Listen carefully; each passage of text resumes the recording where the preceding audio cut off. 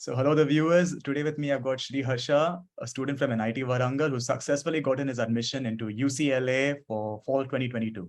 So Harsh Bhaiya, could you please introduce yourself? Yeah, my name is Sree Harsha, and I studied chemical engineering in NIT Warangal, and I graduated this year. That is 2022. So yeah, I'll be joining UCLA this fall quarter again for an MS in chemical engineering. And yeah, coming to my professional stuff, I had some internships, and my CGPA is 9.46, and also done some pretty good projects. And all this culminated into me getting admitted to some good US university. Yeah, Bhaiya. So I could that's quite a flex introduction. But anyways, we're coming down to the first question what I've got for you, that is why Yeah. master? Why did you decide to pursue and choose higher studies? So why go for masters? Okay, so I had three options after my, during my fourth year, because that's the time when I had to decide what to do, right? So I had an option for going for a placement, going for an MS or a PhD. You know, right? We can directly do a PhD in the US also, directly from BTech. So I was really confused. But in the initial stages, I was I was just delaying the thought. And then I sat for placements. I got a placement in Dr. Reddy's, and then when the time came, I started applying too, because I just wanted to choose after I get all the things. And coming to the decision for MS and PhD, I was like, see, 2 years of my life, of my college life went for COVID. And then I was like, I was in no situation to decide whether I'm really suitable or ready for a PhD. So I was like, okay, a master's would be a great way to use that time to decide whether I'm suitable for a PhD or not. So this way I made a decision for MS or PhD. And then for placements, I've applied, I got into UCLA, and then, I thought like, see, rather than wasting a 1 year of time on a placement, and probably I'll just be through my training period. So that's not kind of a very huge experience also. And looking at it in a financial way also, you can earn actually more there than, doing a placement here, from a financial perspective. So thinking about these two things, I've opted for a master's, and also I didn't want a break in my studies.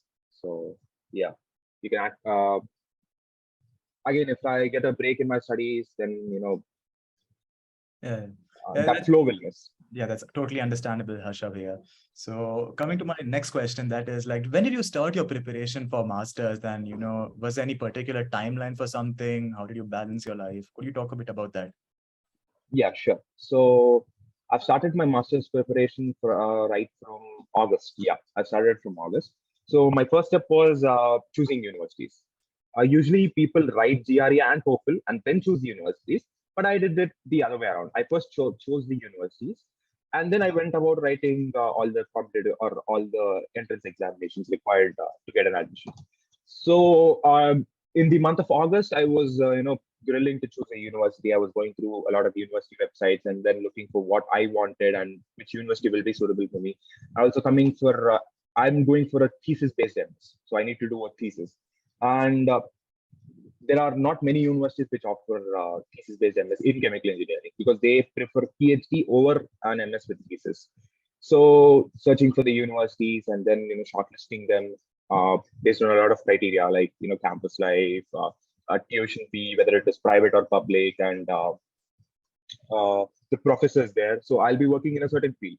So I need some good professors because I'll be doing a thesis under one of the professors. So going through a lot of factors, I was just listing down all my universities, and I came down to 5 universities. And then again, I just cut it down to 4 universities because I was also like I was planning not to apply more than four. Usually, for engineering, six would be the maximum limit. I don't think applying more than six is advisable also. I mean, depending upon the profile actually. So for me, I thought four would be enough. So this way I first shortlisted the universities. Then I was looking for the requirements, what all requirements they have, for admission. So, right, GRE, TOEFL, then you need to have an SOP, resume, and all this stuff. So the point is, for chemical engineering, for MS in chemical engineering, there was no requirement for GRE. For the colleges I was applying. Actually, when I was, cutting down all my universities, I've seen most of the universities for MS in chemical engineering or PhD in chemical engineering doesn't require a GR. So I was like, okay, why waste my time and money on GRE? And I just put it aside. I went for TOEFL. Uh, yeah, I felt TOEFL to be comfortable than IELTS. Most people go for IELTS also. So I went for TOEFL. I got a score of 108. This was my timeline till I got till I satisfied all the criteria. And then coming to applications, I've started my applications in September. And also, yeah, in September, I've written my TOEFL and I got my score and all the stuff. Then I started applying for the universities. 4 universities, I was set. I started applying for 4 universities, and my applications ended by December end. So usually for fall quarter or semester admissions, because in US there are some universities which follow a quarter system, and there are some universities which follow a semester system. So quarter system is 3 quarters, and semester system is 2 semesters per annum, other than the summer thing.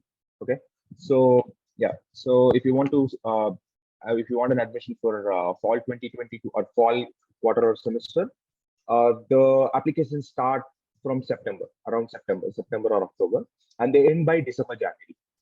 Very rarely the applications, the deadlines exceed January. It might go up till February, but that's it. Because what all universities I've seen, I've never seen a university put deadline more than February. That's for at least some pretty good universities. I don't know about a lot more universities, right?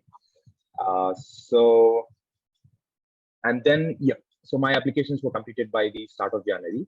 And my first admit was UCLA, because in case of UCLA, I had an interview with my professor. So basically in UCLA, we need to choose a professor before applying for the master's. So I mailed my professor. I mailed the professor which I wanted to work under, probably in September, I guess. And I received a reply that I was, very shocked to get a reply, because he's a pretty good professor. And then I had an interview. Then he told me to apply. I applied. I submitted my application somewhere in October or November. I don't remember the exact month, but it is October or November, because the deadlines will approach by the end of December, right? And then the professor reviewed my whole application and gave me an admit in February. This is the first admit I got, UCLA. And then the other 3 admits, I've applied to Texas A&M, College Station, Cornell University, and University of Delaware. So these 3 admits I got it in March. All the 3 I got it in March, and I got accepted into all the 4 universities. So this is my timeline. If you want the further timeline of after getting admits also, I can tell, but if it is optional, then I can just skip it. Yeah, Harshba. So anyways, that was a very brief thing, and very insightful about, UCLA, everybody gave you admits. So coming to think of it, how did you shortlist universities do? Was it purely based on rankings, or was it, affected with being course specific, or, giving, those criterions of geographical influence as well? So yeah, so how did you shortlist them? Could you tell me a bit about that? Yeah, sure. So to be honest, shortlisting it based on course is required when you're going for a course-based master's. Like, there are 2 types of masters, I told you, right? A thesis-based master's and a non-thesis master's. So if you're really course-centric, then you need to give some priority to the course. If you're really research-centric, then you have to give importance to the professor you're working under and the research facilities and stuff. Okay, this is coming to academic part. And again, there are other parts, like as you pointed out, there's a geographic part. Some people have problems with health and stuff. So you need to look forward to the geography. I luckily didn't have all those problems. I just went, I didn't have that barrier. But yeah, some people have specific health issues or specific, interests of going to so and so places. So yeah, you can just put it in your mind. And also other factors are, campus facilities. And also tuition fee plays a very major role, because coming to, there are 2 types of universities in the US also, like India, private and public. The public universities are always cheaper than private universities by around, $20,000. You can at least see a difference of $20,000 per annum. So that's a very huge amount. So you have to see for that. And the professor or course, if you're a course-centric person, then you need to look for the courses they are going to offer. Because in US, you'll have, like in a master's, coming to my case, I have only 3 major courses, and all the other courses which I need to do are electives. So basically, I can choose these electives either from chemical engineering department or any other department in UCLA. So yeah, you have a lot of flexibility there. It's not about only my university; it is for all the universities. Almost all the universities gives this flexibility. So you can just go through the course curriculum and the different types of courses your department or other departments are offering if you're really course centric. But if you're not course centric, if you're research centric, then you can just go for the professors, the type of professors they are there in the universities and the work they are doing and stuff. So this is about this. And yeah, coming to other stuff, tuition fee and the clubs and stuff you have, like, and also athletics. Many universities are very athletic centric. Even UCLA has all this growing thing going on. So like this, sports is a very important thing in UCLA. So if you have a sports background, then you can just apply for different universities, and you might be lucky that they may take you up because you have a sport background. So that's also something which you need to keep in mind. There are teams and there are a lot of fights. I'm really not into sports because, and I don't know exact details about this, but yeah, there are a lot of universities which have sports as the center, as a criteria for selection. But that's not the major criteria. That's a side criteria. If you have it, then it's good. Then you can apply for universities which are looking for sports and stuff. And geographic factor, if you go towards the north, the places are literally cold and it will be snowing the entire winter, probably a lot of time. And coming to the southern part, Texas, it snows and it remains normal, so kind of a normal thing. Doesn't have extreme weather. And even coming to California has the best weather in the United States, probably. I think, I hope so, because coming to Los Angeles, there is no rainfall, very less rainfall. There's no snow. It is always sunny and it is at 25 degrees Celsius. So this is coming up to the climate factor. If anyone is looking forward to the climate factors and stuff. And culture factor also. There are some places where there is a huge cultural diversity, and there are some places where you can only find Americans, none other people. So you can just look forward for that, because you go to US not only for studies but to make connections. So having international connections is always a goal. So you can just look for that also. And other stuff, these clubs and activities, that plays a good role. You can just go through the university and there are a lot of clubs and associations, as we have in NIT Warangal. So you can see some clubs might pique your interest, so you can just look for them. I think these are the factors. I don't remember the other factors, but yeah, these are the major factors which I looked for when I was applying or when I was shortlisting the universities. Yeah, very well said, Harsh. That's very understandable of what all criterions, and that's a very holistic way you've used for shortlisting universities. So coming to think of it, I had this other query for you. So you're saying that you could build your profile not just with your academic merits, but with also sports, or how much, it's a very small weightage, but there is weightage of extracurriculars as well. Yes, absolutely. Extracurricular, see, sports is one part, and extracurriculars have a pretty huge weightage. And it also depends on how you explain your extracurriculars in your statement of purpose. There is something like called statement of purpose, which you need to give it when you're applying for a master's or a PhD. So how you explain it in the statement of purpose will make a difference, will surely make a difference in the decision given by the university.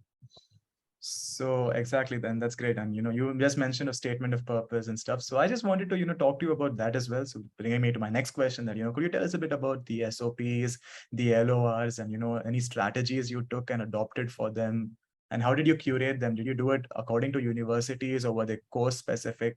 So could you throw some light on that? Yeah, sure. So yeah, coming to university specific, I was really not university specific, but yeah, some universities do have they don't just tell us to upload an SOP, but they give different sections to write individually. So that was the case with UCLA. For all the other three universities, I have had a whole SOP written, and I've used the same SOP with minor changes, like the professors you want to work under, or the coursework you like, or the different things you like up specific to the university. Those are the things which I've changed in the SOP, in the main SOP structure which I've already written, and then I've uploaded them to the other three universities. But coming to UCLA, they asked two different parts. So for the UCLA part, I had to separate the SOP. So what I suggest is always write a proper structure for your SOP. Write it in multiple paragraphs. Don't write it in a single paragraph and stuff. Split it into multiple paragraphs and split it properly. Like if you talk about one thing in the one paragraph, then talk about some other thing in the other paragraph. Just don't continue it, or don't merge things up. That would be good. And also some other things. Yeah.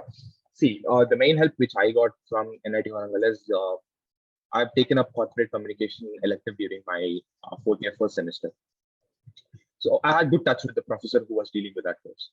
So he offered me to help with the editing of all my SOP. So I sent him my SOP, and he gave me some good inputs and some good stuff, which I was able to, at least, grammatical stuff and structuring stuff. He was, helpful for that. So yeah, you can, take the help of professors in humanities, basically English professors, which we have in our universities. So they'll be willing to help you with in this regard. This is one thing. And also coming to the other things, you will find a lot of information in the internet for drafting SOPs. So you can just see the point. There'll be different points given in different websites. Just see which points will be suitable for your case, for what you're trying to explain. So just take up the points and try to frame them and have a primary structure for whatever you're doing.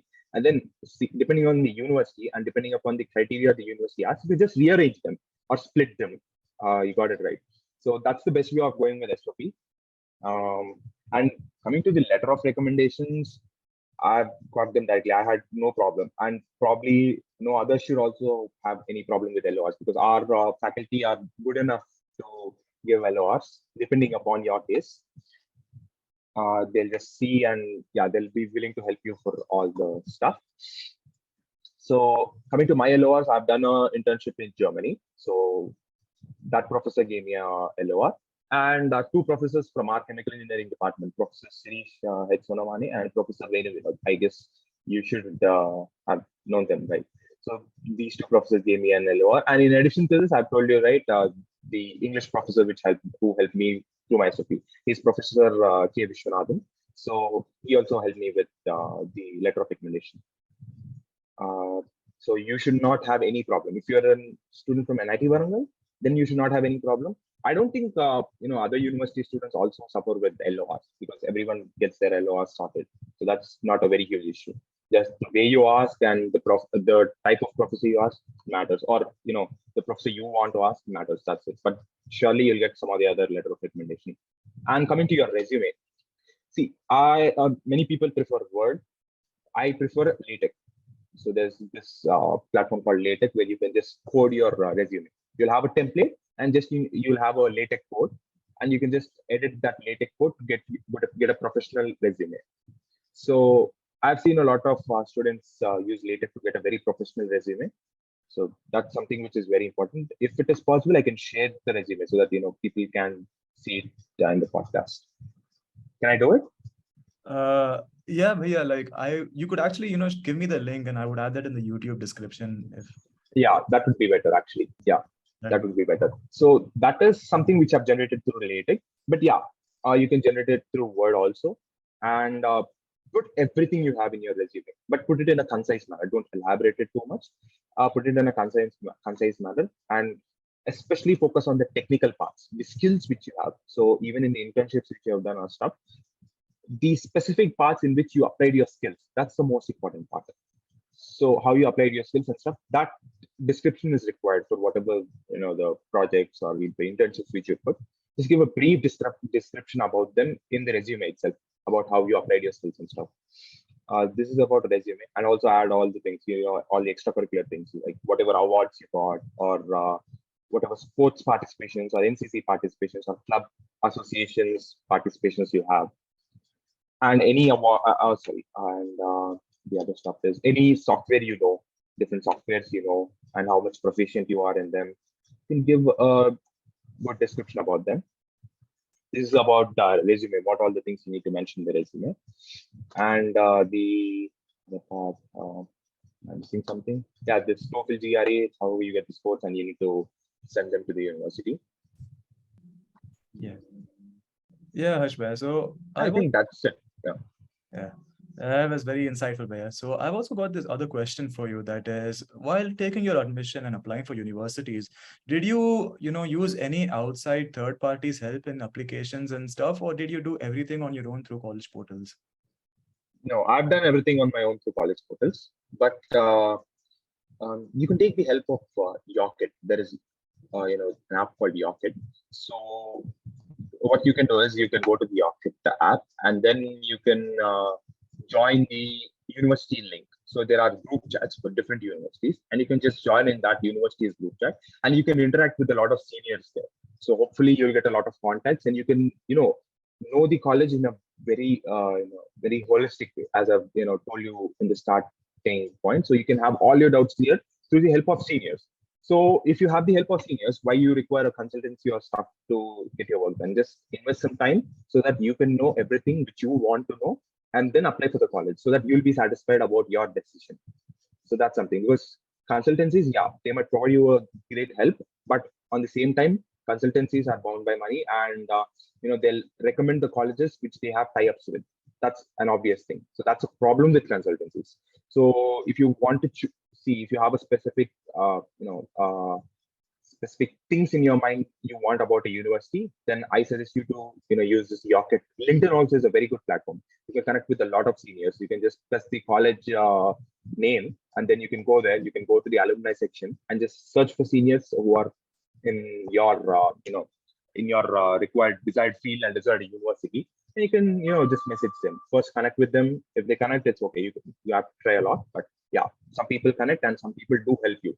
They'll give you personal numbers and they'll talk with you. They'll give you their time, and they'll give you some very good insights. That's what I did, because I didn't know about Yocket at that time. So I went through LinkedIn. I've connected with some seniors, and with those seniors, I took other seniors' contacts, and then all these things helped me with coming to a decision. So now, as I know about Yocket, I just want to put it forward so that it can be a easier way than LinkedIn to get connections. So connections is the main part here to know about the information of the university. Yeah, Harshbhai, that's really great. I mean, this is quite a cheat code you've given for all the juniors. So I'd say that's Yeah, great. absolutely. That would be of really great help for the juniors. Coming to think of it, going abroad and doing your higher studies is a very expensive affair for most people. Yep. Could you talk a bit about the financing, the scholarships you get, and the possibilities of all of that, especially your financing abroad? So could you throw some light on Yeah. Here, I want to tell you one thing, because I missed the deadlines for some scholarships, which gives you an interest-free loan up to 10 lakhs or something like that. There are some scholarships which provides you these things. So that's something which I missed the deadline on. So coming to the scholarships part, let me see. I think I saved it somewhere. Scholarships. Yeah, there is a Narottam sex area scholarship, and I think I have um, a PDF or document file for this. Let me see. I think okay. I'll just provide you with the list. You can upload it to the Google Drive or something. So there are some scholarships. There are some pretty good scholarships which might help you fund your masters, and you'll have a good chance getting them. Most of the people don't know about this, so that's a very huge issue which we'll face here.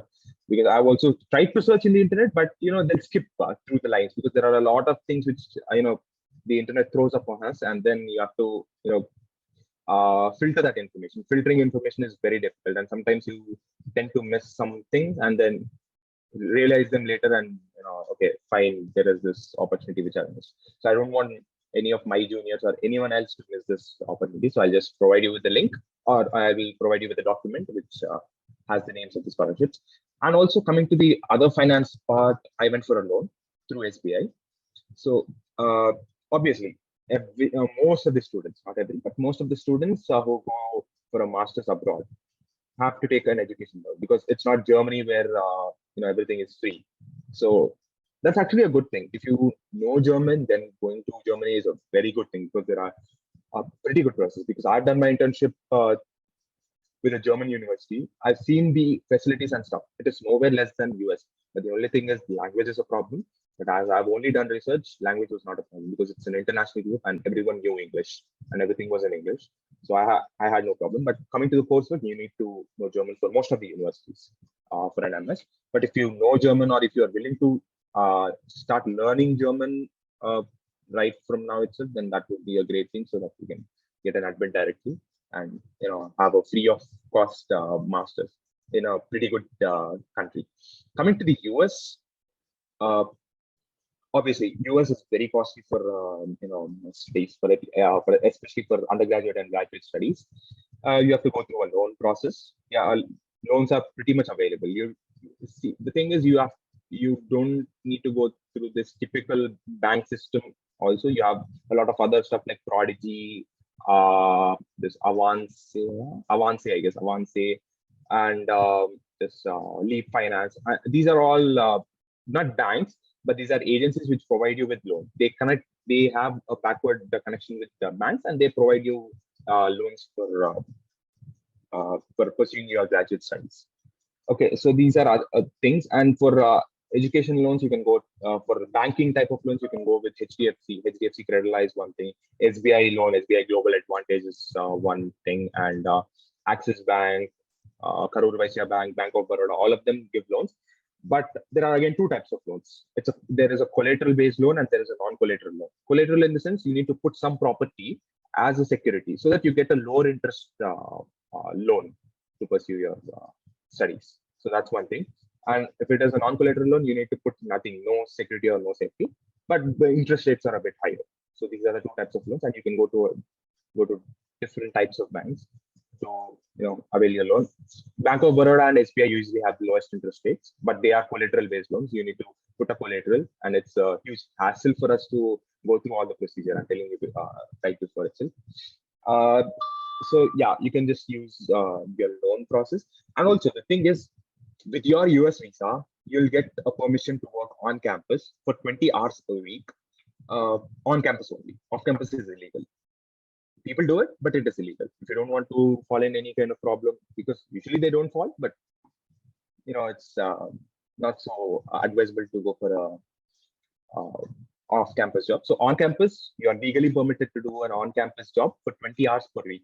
So if you do this job, you can get all the living expenses done for you. All your living expenses will be covered through this job.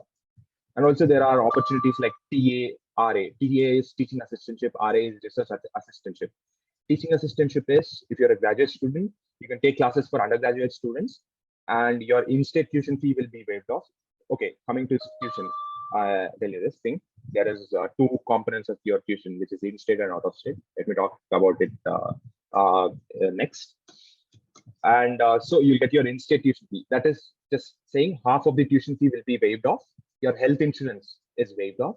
And also you'll get a stipend, every month stipend. In case of UCLA, it is $2,500 per month. This is the stipend you get if you do a TA. It's the same case with research assistantship also. But getting them is not so direct. You have to put in some efforts and stuff to get them. And there are different rules for different universities in order to qualify for that. But most of the universities will provide with this. And probably, if anyone is planning for a master's, then you can be, if you do some work, you'll at least get this TA and RA for either a semester or a quarter. So Harshbhai, I've also got this one question for you that is like the way we entered college as the Corona batch, you're also going to join, in fall 2022 as COVID batch or something. So tell us about post-pandemic admission in the US. Has the pandemic affected any of the admission procedures or is it all the same? The only thing which changed with the pandemic is you can get TOEFL and GRE online. So that's the only thing which changed. Nothing much changed or affected the admission process. To be honest, only my seniors and my super seniors were backing off because of this COVID stuff, and they were kind of lesser people who applied to the US universities. But now it is going on in full swing. And a huge number of people are going for masters, and now as COVID is almost gone, like it's really non-existent. So now there's nothing to worry about.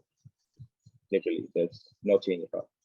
Okay, and coming to my last question, Sree Harsha bhaiya, that is, like, do you have any specific advice you would like to give to your younger self or, anyone who's watching this video right now? One last piece of advice about how you should, pursue your preparation for masters. Yep. So the thing is, information is everything. When you go for a master's, you need to have all the information prior. So, just grill through the internet. That's the advice I give you. Grill through the internet, filter out all the information, and just have the information which is necessary to you. So information is the key for all this admission process and stuff. and try to talk to a lot of seniors, because seniors are of utmost help in this case. Even internet can't help you in such a phenomenal way.